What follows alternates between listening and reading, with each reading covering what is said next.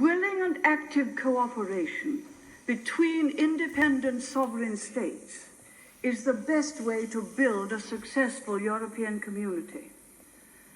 To try to suppress nationhood and concentrate power at the center of a European conglomerate would be highly damaging and would jeopardize the objectives we seek to achieve.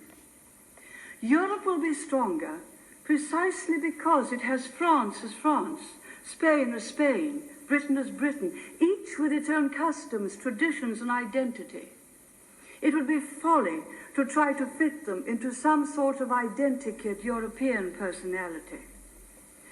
Some of the founding fathers of the community thought that the United States of America might be its model.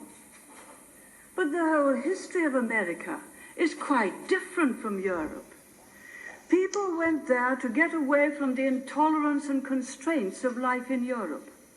They sought liberty and opportunity, and their strong sense of purpose has, over 2 centuries, helped to create a new unity and pride in being American, just as our pride lies in being British, or Belgian, or Dutch, or German.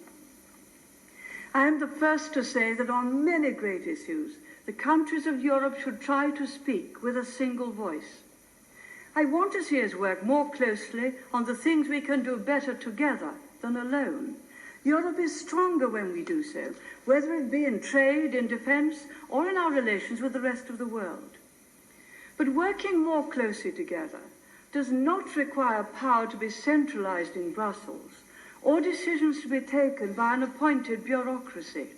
Indeed, it is ironic that just when those countries, such as the Soviet Union, which have tried to run everything from the center, are learning that success depends on dispersing power and decisions away from the center, there are some in the community who seem to want to move in the opposite direction. We have not successfully rolled back the frontiers of the state in Britain, only to see them reimposed at a European level, with the European superstate exercising a new dominance from Brussels. Certainly we want to see Europe more united and with a greater sense of common purpose. But it must be in a way which preserves the different traditions, parliamentary powers, and sense of national pride in one's own country. For these have been the source of Europe's vitality through the centuries. How would you describe your leadership style? Clear, decisive, purposeful. Aggressive, confrontational? I think where there are times when, if you're defending freedom, you have to confront those who are diminishing freedom. What does confrontational mean? It means you fight for what you believe against other people who believe something different.